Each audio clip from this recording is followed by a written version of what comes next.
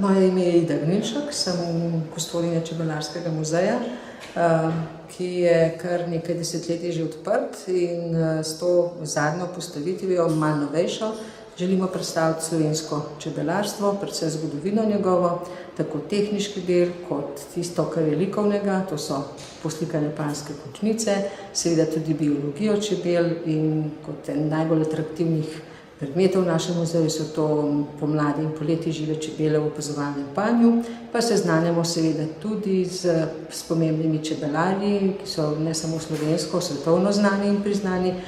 Imamo pa tudi prostor za občasne razstave, kjer vsako leto predstavimo nekaj manjšem obsegu razstav, seveda vse povezanih na temo čebelarstva in čebele. Zadnja taka je bila pa, žal je zdaj že se zaključila, je bila pa razstava izdelkov, ki so jih v 15 letih na delavnicah izdelovali osnovnošolski otroci šol na Gorenjskem, šol s posebnimi potrebami.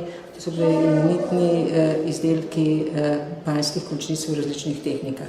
Tako da smo malce z tega po tej strani tudi živi, ne samo pač, kot rečeno, neka malo kultura oddaljena, predstavljena. In kako daleč v zgodovino sega zgodovina čebelarstva na Slovenskem? Ja, no, že v prvih stoletjih so bili znani čebelarji, znani ne seveda po imenu, ampak znani po tem, da so bili uspešni pri čebelarjenju, so se celo potem v druge dežele naseljevali, najbolj tako plodno stoletje je bilo 18., ko sta delovala recimo na Dunaju Slovenec Anton Janša, pa tukaj na Slovenskem Peter Pavel Glavar, ki sta tudi pisala, ne samo čebelarila, in pa to 18. stoletje je potem tudi poznano potem, da je rodilo to umetnost na panjskih končnicah, ki je pa ne samo slovenska, ampak svetovna posebnost. Čebelarstvo se je potem seveda ves čas razvijalo, tudi v tehniškem smislu, tako da je potem temu stoletju z Antonom Janšo sledilo tudi 19., ko so se pa zelo razvila, ko so se razvila orodja, ko so se panji sodobni začeli pojavljati in ko je bilo že razvita tudi čebelarska trgovina, kar pomeni, da je slovenska čebela šla naokrog po Evropi, pa tudi po drugih deželah. Torej, slika Ajdovega polja. Ajda je pomembna paša jeseni, paša za čebele. So predstavljeni panji kremniči. To so tisti slovenski panji, ki so najbolj znani zato, ker so poslikani.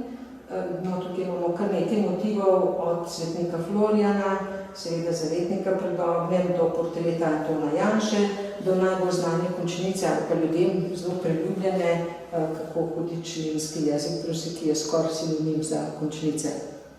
Torej je gozo čebelarstvo predstavljeno. Kaj to pomeni? To pomeni, da so čebelari drevesa dolali dupline, kamor so se čebele naselile, to zapolnile s tistim, kar so nabrale, torej to je nektar, s katerega med nastane in to je potem upodobljeno tudi že na mnogih grafikah.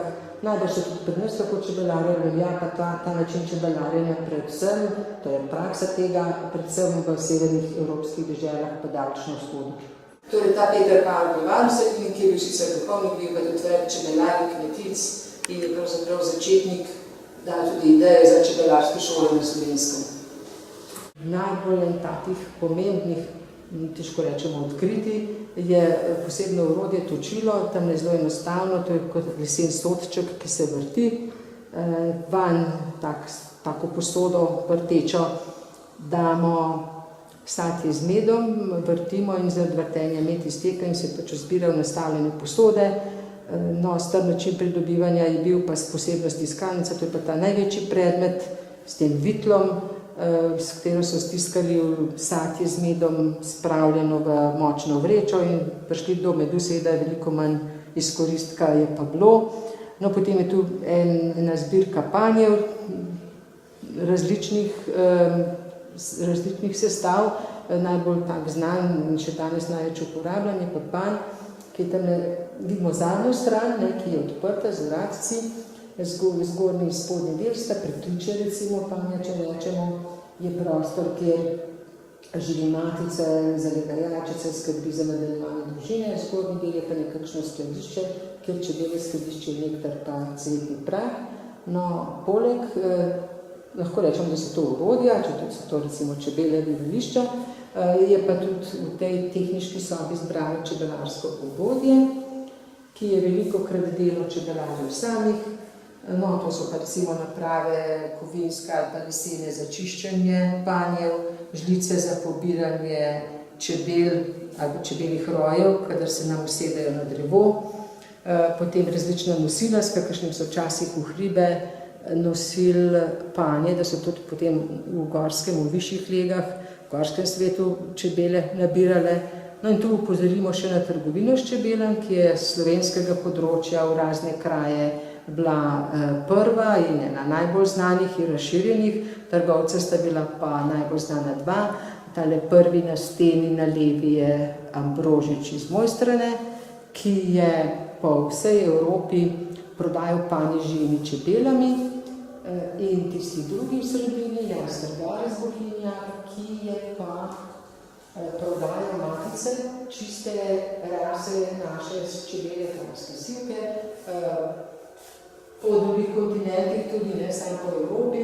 No in je tak najbolj zanimiv pravzaprav predmet, prikaz je pa tale zemljevid, na tej strani vrat. To je ta, ki kaže z označenimi srebrnimi pikami, kam se je Jan Smergar svoje matice pošiljalo. Taka najbolj oddaljena pot je bila v Avstralijo, ki je nekaj tednov trajala z ladjo seveda, ampak je bil pa zelo uspešen trgovec in vzrejevalec, tako da so tudi na drugih kontinentih zdravo raslo čebelarje. To je pa zbirka teh poslikav na panjih, panjskih končnic. Tale je najstarejša, znana, 1758 je letnica na njej. Starejši motivi so bili nabožni, torej predvsem Marija kot neka pomočnica za vse težave, tako za čebelarje kot za čebele.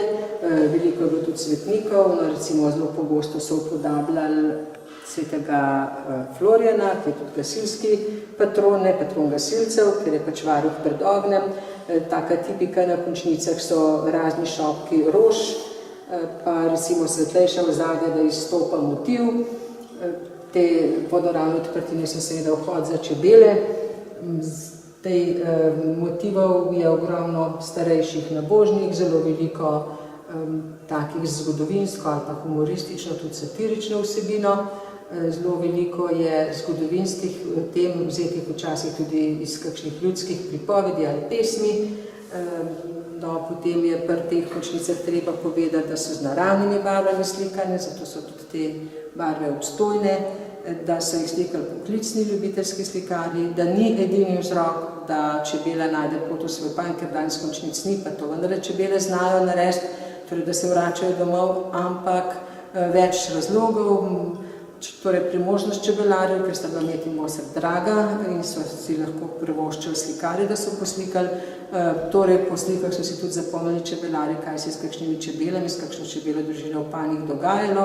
In ne nazadnje tudi malo pravzaprav navada oziroma praksa, da so krasili predmete. Če še samo spomnim, skrinje so na enak način na primer poslikane, kot so panji. Tale notranji del kažete naš notranji svet, kako smo čustvovali, verovali v tistem času, pa na drugih straneh teh vitrin, tisti zunanji svet, vsakdanje življenje, kot smo omenili, zgodovinske teme, humoristične, pa tudi en delček zatona, oziroma končnic iz časa, ko je ta umetnost zatonila, to so pa z industrijskimi barvami pokrajinske slike podobljene. To je pa ta naš omenjeni panj z živimi čebelami, zdaj je tukaj nekje v gruči, se skriva matica, včasih je zelo obdana s čebelami, tako da ni videti vedno. Živi pa torej praviloma, kot sem rekla, drugače v spodnjem delu, na naš panj je majhen, zato se je dosegljiva vse povsod, oziroma doseže vse dele in pač skrbi, da ta družina raste. Tudi na drugi strani se lahko opazuje to satje, tisto, kaj čebele počno, zdaj ne izletav, imajo namreč izhod, kot v živem panju v naravi. Zdaj pač ni vreme za to, da bi zelo ven na pašo letele, mislim, da se celo oblači, mogoče celo malo dežuje že, ja. Tako da, ko je pa sonce, ko je čez dan, ko je zunaj veliko cvetje, takrat so pa zelo živahne in prinašajo torej na zadnjih nogah cvetni prah, zato vidimo oranžne, rumene, pisane nožice, pa seveda tudi pokladajo tisti nektar, ki ga naberejo, ampak tukaj seveda ne gre za pridobitev ali pa pridelavo medu, ker to pač jim pustimo, da se tudi same s tem medom hranijo, drugače imamo pa čebelarja, ki zanje skrbi, ker to pač muzealci ne znamo.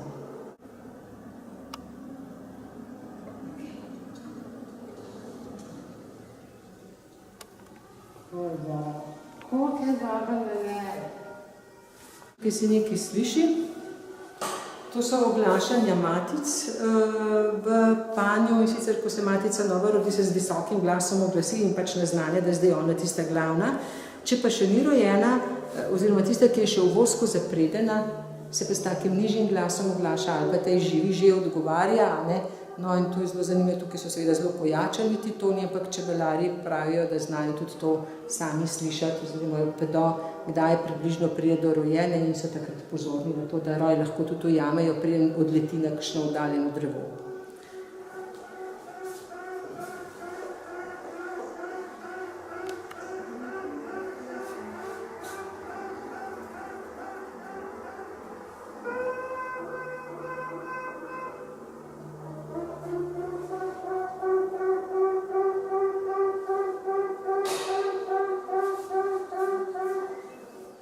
V tej naši biološki sobi, kot ji rečemo, ne moramo seveda tudi mimo simbolike.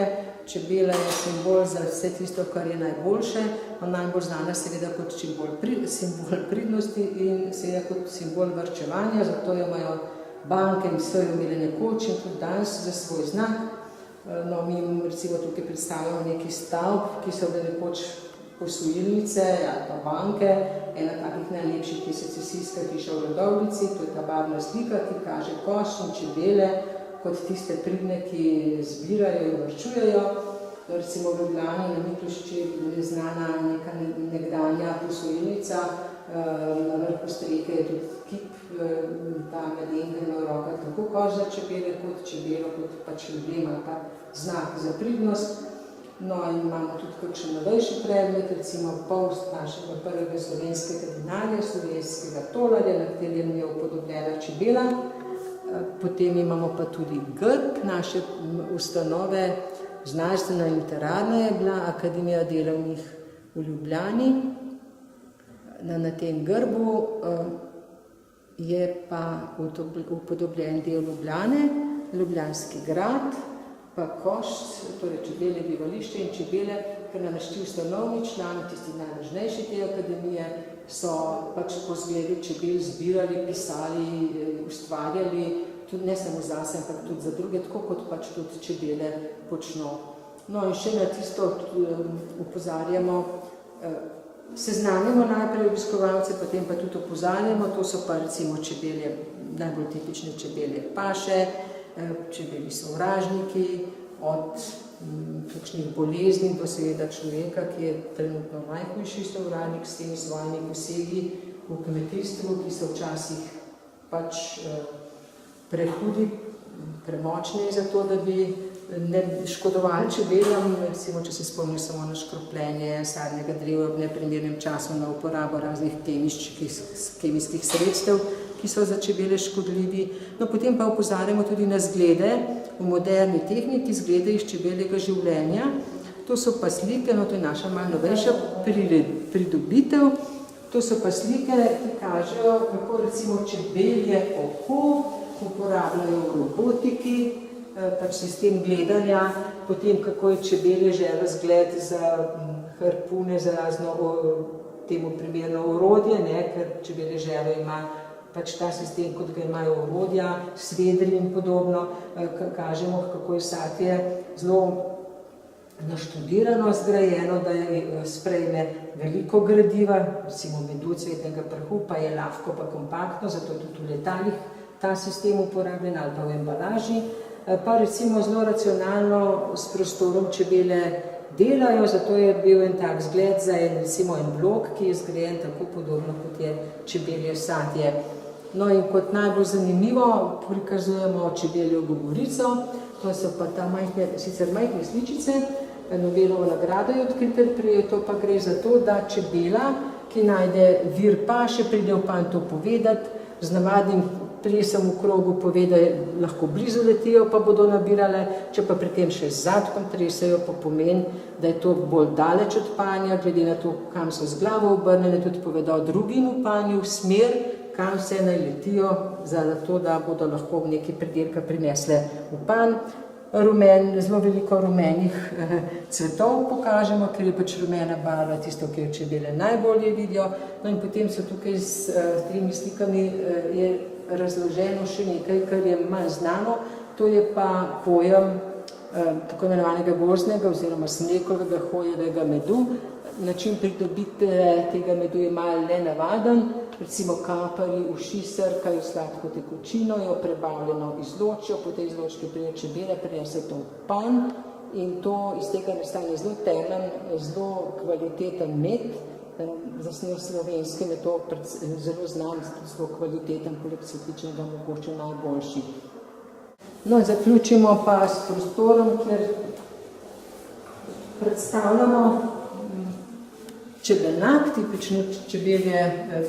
tipično čebelje bivališče je napolnjeno s panji, značilno za recimo slovensko pa še kakšno drugo evropsko pokrajino, ponekod uporabljajo panje, kar na prostem jih postavljajo. To je ta lepa kmečka arhitektura z naprej pomaknjeno streho, kar je najbolj tipična oblika in je tudi danes sledijo čebelarji, ko izdelujejo svoje čebelnjake. Sicer je pa to prostor, kjer še kaj razložimo obiskovalcem, kjer si nekateri pogledajo tudi film. Ta čebelnjak bi sicer bolj pristajal nekje na prostem, mogoče ga bomo kdaj prestavili, ko bomo dobili kakšno bližnjo parcelo, pa bo to oživljen tudi z živimi čebelami. No in še zadnji prostor, prej sem to omenjala, da mi razstave pripravljamo, zdaj trenutno imamo razstavo originalnih ilustracij.